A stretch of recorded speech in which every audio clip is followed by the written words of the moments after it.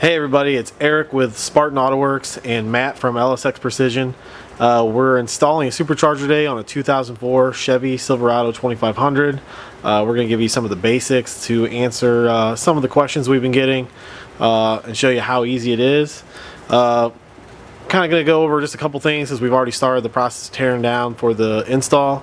Obviously, first thing you're going to do is disconnect the battery, remove the intake tube. We've already gone ahead and removed the alternator. And the only thing we really have left now is to pull the AC bracket or the accessory bracket. The power steering pulley is already off of it. After that, we're going to start unplugging all the stuff on the intake and start prepping the intake for removal. And then we'll come back here in a few minutes and show you after the intake's removed just how much room you're going to have to work with and how easy this supercharger is going to go on. Alright everybody, just wanted to bring you up to speed. So we've got the accessory bracket off, we got throttle body off. Most of the wiring has been disconnected, all the injectors have been disconnected. There's a couple little small things I'm probably forgetting, but we've already mounted the throttle body onto the blower already. Basically the only thing left is we want to make sure we clean up before we remove the intake. We want to make sure we clean up both like the valley here on both sides, because there's tons of garbage back there. It looks like a rat's nest on one side. So you want to clean that out real quick, because otherwise it's going to drop right down to the engine, and you know, you really just don't want to be really doing that. So we're going to go ahead and get this thing blown out, maybe get the vacuum on it, clean it up pretty good, and then we're going to pull the intake manifold and then start prepping the mating surfaces of the heads for the blower install. So we just got done cleaning up the intake for removal. We just wanted to share that what we found to work best was actually using the shop vac and the blowgun. So using the compressed air to kind of blow everything out, and the shop vac sucked everything right up. Actually worked really well. So now everything's clean. We're going to go ahead and disconnect the fuel line and pop off the intake. Alright, here's the update. So we've got the intake off. We started cleaning the mating surfaces of the heads. They were dirty for a 90,000 or 91,000 mile motor. They were extremely dirty. We're going to work on them here just a little bit more, but we cannot stress enough. You're going to be in here, get it right the first time, spend the time. I think we've already used 2 or 3 cans of brake cleaner. Get it clean and not have any worries later. I mean, you really can't get too clean with this. So we're going to spend a little more time, clean it up a little bit, and then we're going to flop the supercharger over. Alright, so after you get your heads cleaned up, you're going to want to install your adapter plates. These are revision 2 adapter plates. You may have noticed that we phased out revision 1. Only thing we're selling now is these revision 2 plates.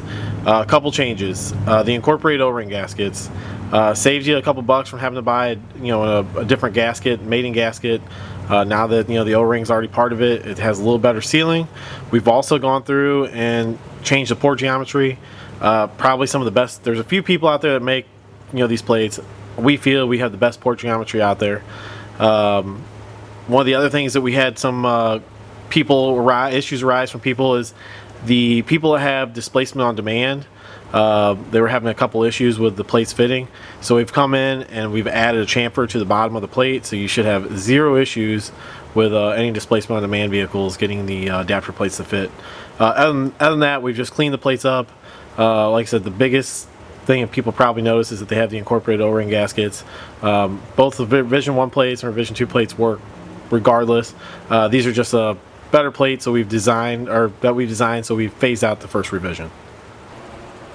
Alright, we're getting ready to throw the supercharger on. Here's a couple things that we did to prep the supercharger. Number 1, we installed the bolts and washers. I don't know if you can see that there. We went ahead and dropped them in, and there's a gasket on the other side of the supercharger that these will kind of snug into.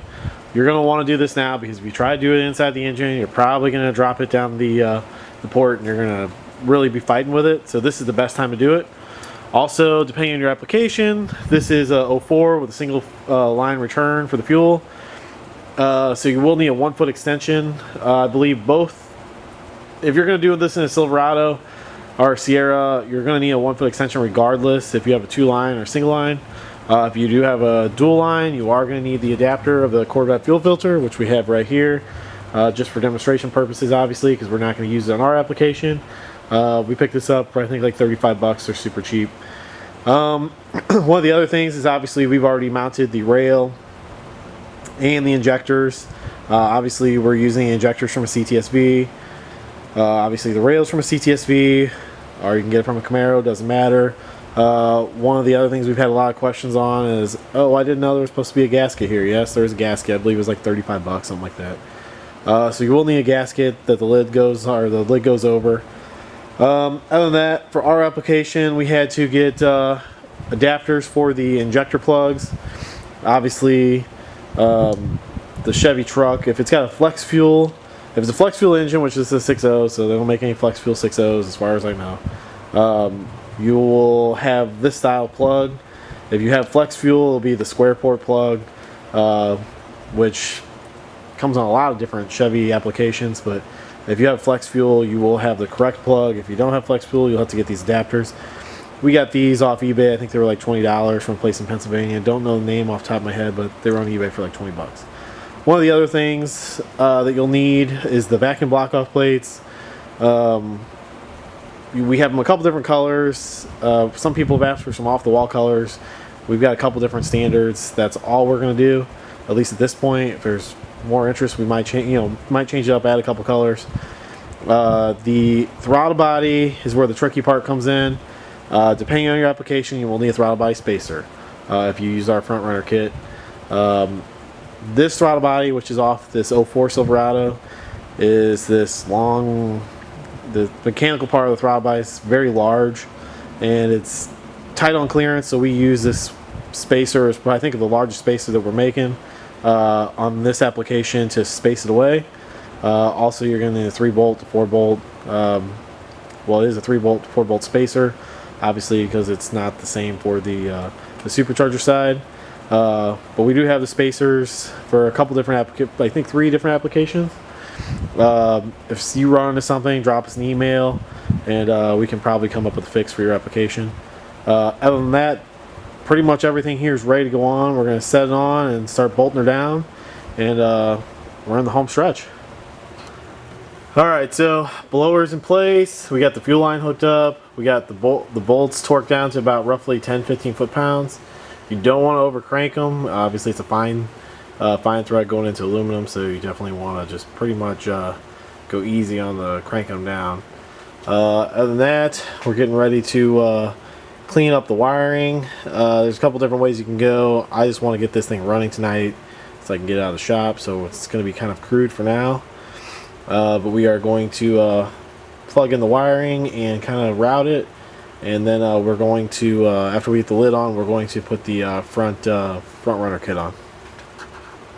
Alright, so we're moving right along. So here's what we got. Everything's bolted together. Lid's on the Supercharger. Supercharger's bolted to the engine. Fuel rail is tied on.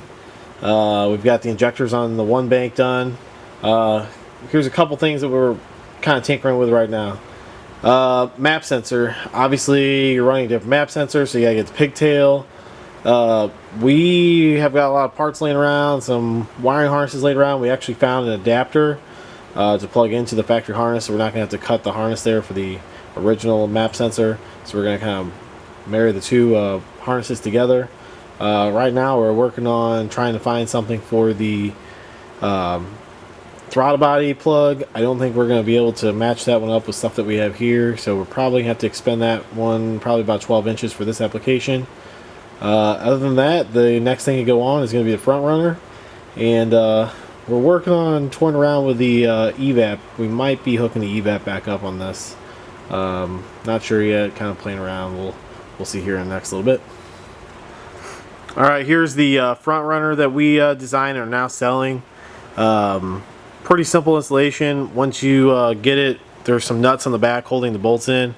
You're going to discard the nuts, and the installation is pretty self-explanatory on this one. Shouldn't take very long. We're about to start now. Probably will take only 10 minutes to push the pulley on or so. That's probably the most difficult part of the whole installation.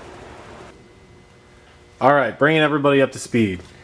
The lid is on. We have the wiring for the map sensor. Obviously you have to switch to, I believe it's a 2-bar map sensor.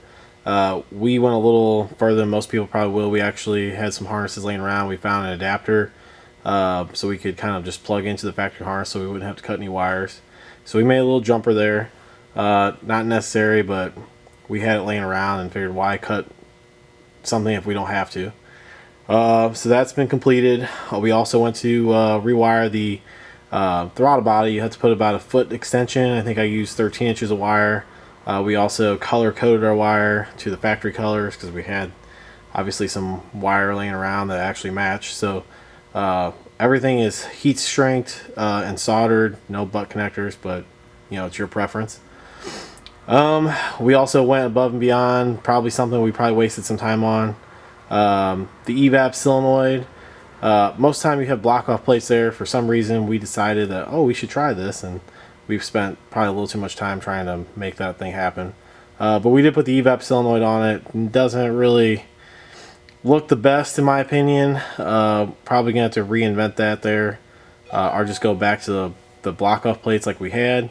But we tried it. This will be the first time we've tried it, so figured, you know, why not. Also, the front runner's on. Front runner installation is pretty straightforward. The only thing I can say is that when you're doing it, you will struggle with the belt if you try to put it on the tensioner last. Best thing to do is get it all routed and then try to slide it over the water pump last. Seems to be the easiest way to do it. So really all we have left now is to re-loom the wire. There's a few things we're going to loom. This installation isn't going to be exactly the prettiest. We drive this truck every day and we got to have this thing up and running tomorrow. So this isn't going to be necessarily done today. We've got a couple wires in here that we're probably going to run for that second battery and do it correctly, because we have the correct wire to do it, instead of jumping across the engine bay. But a few different things like that. After that, we just got fab and intake, which we're about to get ready to start on now. We got some 4-inch diameter tubing and 100 and what was the elbow length? 135 elbow length off of eBay for like 25 bucks. We're gonna fab that up on there and see what we can make happen for the intake, and we'll come back shortly. One other thing we want to touch on is on the belt. We have a Duralast part number, because everybody's got to have a little bit of AutoZone parts in their build. The belt for this particular application, if you use our front runner kit, you're going to use belt 101 5K6. That's 101 5K6, and it fits perfectly. Alright, so we're pretty much done with our supercharger installation. We've kind of skipped some stuff. Most of it's pretty self-explanatory. What we have left to do is we have to first off reroute all our electrical stuff. Right now this is just kind of fabbed up there because we use this truck every single day to make deliveries, so this thing has to be running tomorrow. The air intake tube, we're gonna probably have to go with something aftermarket. We have something we've custom brewed that works for now, but hopefully the next week or so we'll find something that'll be more suitable, I guess I should say. We did go with a CTSV intercooler. We mounted to the front of the trans cooler, oil cooler, right behind the grill. We also located the pump there. We did order 2 pumps. One never made it. The second one we ordered from a place in Texas off eBay. So far so good. It looks like it's going to work. We did get a reservoir that we're going to have to make a custom bracket for. We are using that off of, I believe it's a 2008 Subaru Impreza or Outback. I think it ran like $118 with cap. Looking for something small. The only issue that I foresee with it is we use 5/8 heater hose line, and the lines there on the bottle are considerably smaller, so we kind of had to crimp those down. So far so good. We'll see if they start leaking or not. We may have to investigate that and change it over. Other than that, pretty much straightforward install after you put the plates on and mount the supercharger down. We are going to, we've had a lot of people ask about the bolts and where they can buy them. We are going to start trying to package those together. We do have, I believe, 1 set left at the time of making this video. If anybody's interested, drop us an email or give us a call. We're probably going to start packaging those together because we get tons of people requesting those. Other than that, all that's left for this thing is to tune it. We're using a local guy out of St. Louis. Obviously that's where we're located.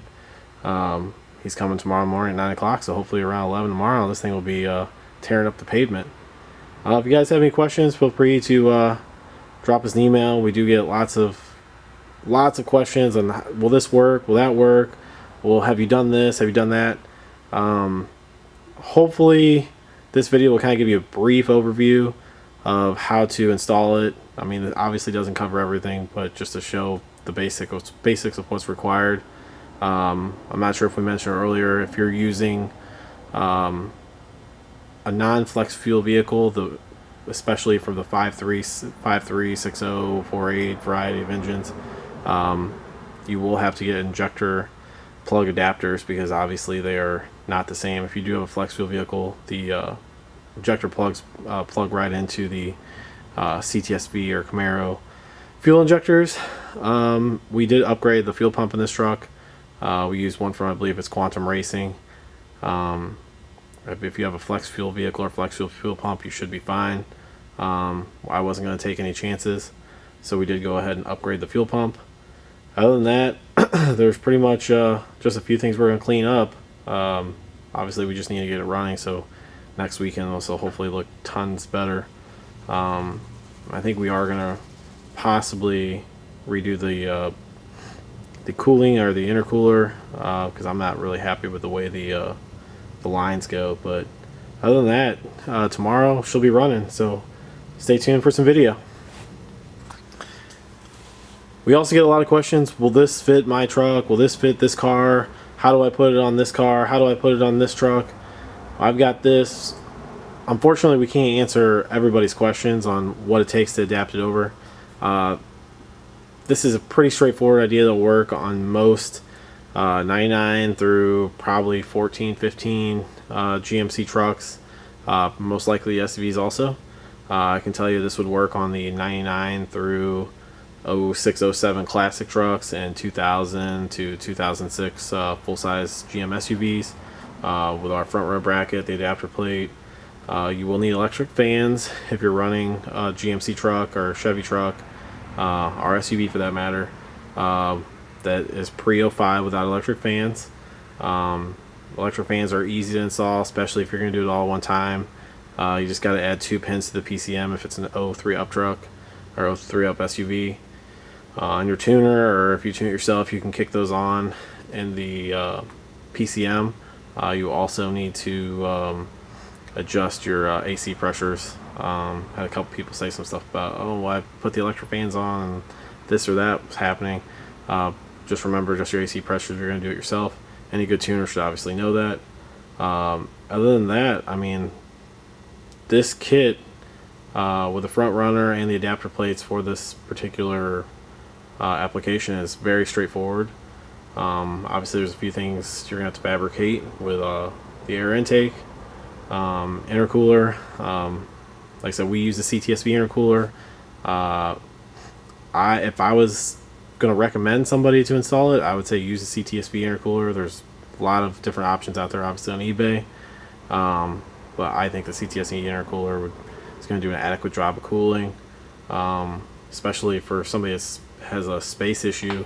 The overflow bottle off the 08 Impreza or Outback, I believe, should be compact enough to almost mount anywhere. We got to do a custom bracket for ours. We're going to hang it off the back of the firewall. So there's a few things we have left to do, and I'm sure that each installation is going to be a little bit different. So of course you're going to have to kind of make it fit your application. But like I said, this is a very straightforward installation. Took us about, probably, if we hadn't stopped and without doing the video, it probably takes us about 4 hours, maybe 5 hours, minus tuning obviously. And we've had a couple people asked, or at least one person just recently on Facebook, do we have a base tune? We don't get into tuning, even though we do some of our own tuning. Definitely don't do turbocharger, supercharger applications. We leave that up to a couple guys here in town for stuff like that. Definitely out of our realm of expertise. So I couldn't give you any advice on tuning per se. We will include a couple links to the tuners that we recommend here in St. Louis, which is Josh Bomer and Shane Hines. I'm sure they could probably help you out. Not sure what they would charge for your application, but that'd probably be who we refer you to if you want something for a base tune, especially maybe remotely. I think Shane does more of a remote tune setup if you already have HP tuners. But other than that, this is a pretty straightforward install. Like I said, you'll have to fab up a couple things, but other than that, it's basically bolt and go. Basically a weekend or a Saturday and a tuner that's ready to tune it up for you, and you'll be screaming in no time. Alright, hey everybody, so it's been about 6 or 7 weeks since the last time we shot video. I'm not exactly sure what we've even covered on the wrap up of the last video we shot, since we haven't even touched the camera. So I'm just going to go over a couple quick things. We're working on a 2500 HD Silverado, 2004 model. The only thing we had to do for this to get it ready for the supercharger swap was we had to put electric fans on it because we need the extra clearance. Basic things that you'll need for the swap will be intercooler. We use the CTSV intercooler. You'll need the LSA supercharger, the lid, the Cadillac lid or the Camaro lid. Either will work. We went with the Cadillac lid on this application, not because it's what we wanted, but because it was readily available. You'll need the adapter plates and an isolator for the supercharger. Also the bolts to bolt down the lid, which some lids I'm seeing used aren't coming with the actual bolts. But you also need the bolts to bolt down the supercharger to the engine itself. We're going to try, hopefully, I think we touched about it in one of the previous recordings, so we're going to try to start putting bolt kits together. It's just one of those things we haven't had time to run and source them together, but we're going to try to alleviate some of the questions we've been getting. Where can I buy these bolts? Where can I buy these bolts? We're going to try to put them together for people. Other than that, like I said, we had to put electric fans in this unit, obviously because the air intake tube needed some clearance to fit. Versus the old style with a fan shroud. We'll also have a video that we're going to be hopefully putting up shortly of the factory front harness that we've modified to run the factory fans. If you have a 03, 04, it's a direct plug and play pretty much operation to install the fans. If you have a 9902, there's a few more things involved to get that fan set up to work, but we're going to try to address all those issues. So if you have to do the swap for your application for electric fans, you kind of got a baseline to go with. If you have an 07 up, you already have electric fans, and you also have the space over on the driver's side where the battery is on the 03 up or 99 to 07 classic models. You don't have the battery there, so you can move your air intake tube that direction to give you a clearance that way. So one of the things that will depend on what you're putting it in is the air intake location. Like that will vary by make and model. But for the most part, this swap is pretty straightforward on this body style truck. One thing you will have to do is figure out what you're going to do for an intercooler. We use the CTSV intercooler. Mounted right behind the grill. We also mounted the pump on the core support. Everything's pretty nicely done under that. We're going to change some of the piping around because it's kind of got some sharp bends in a couple spots. So we're going to get some custom hose elbows and patch that in there and make it just flow just a little bit better. Overall, we haven't had any issues with the thing running after we put it together. Installation time will vary by your skill, obviously, and if you have all the parts available. We did ours in just a few hours. Took a little bit longer because we were shooting multiple takes for the video.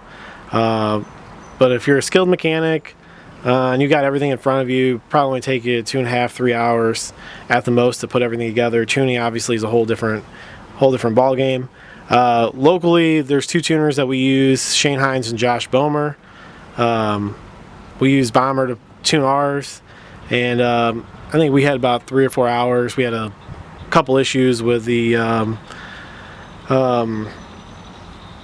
what am I trying to say here? The O2 sensor for the wideband shorted out, so we had to go track one of those down.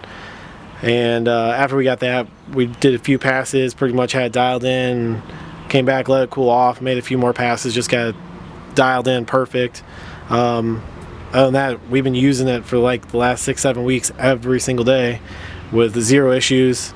A couple of the other things we changed from the original installation video, the PCV, we put it on its own breather. We tied them off, put it on its own breather, just because the 6 liters are notorious for blow by. Just one thing we didn't really want to recirculate back through the blower after we thought about it. Just kind of a side thought, and went ahead and did that. Nothing wrong with doing it either way, just our preference for how we did it. We still have a lot of stuff to clean up on this. We have a different air intake tube that we've made. We got to sandblast, get off to the powder coater. We had to use an air box from a Canon we use a Canon K&N kit that had an air box with it that we kind of relieve the bottom out of, so we get a little bend on it, and it seemed to work out perfect for us. We're going to change actually the filter and all that once we get the new elbow powder coated and get ready to put it in and make it look nice. We still have to redo all the wiring. We got to delume everything. We just been so busy we haven't had time to do it. But other than that, everything works great. Drivability is still there. You really don't honestly notice you got a supercharger on there until you really get into the gas. We haul with this thing every single day, and I'll tell you what, it's pretty nice actually having some extra guts behind the 6 liter to haul a 3/4 ton truck back from across the country. Gas mileage isn't the greatest anymore, but I'll tell you what, it's got plenty of power to do whatever you need to pull. Other than that, it's a pretty straightforward swap. We carry most of the parts that you're going to need: the LSA adapter plates, the isolator. We've got a few off-the-wall parts with other stuff that we stock also. We're going to start hopefully stocking the bolts, which I touched on earlier. Some of the smaller stuff that we get requests on, we're going to try to start keep some of that stuff in stock or sourcing some of that stuff. Vacuum plugs. We have them. I believe we're only going to be carrying the brushed aluminum ones now versus the powder coated.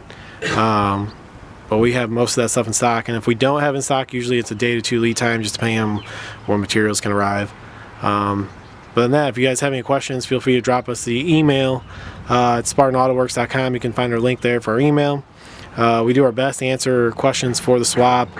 If you guys are putting on a truck, our SUV and the 99 through 06, 07 series of trucks, or 2000 to 2006 SUVs and the full-size GM stuff, we can pretty much answer all those questions. We've had questions for people with putting stuff on G8s and this and that, whatever.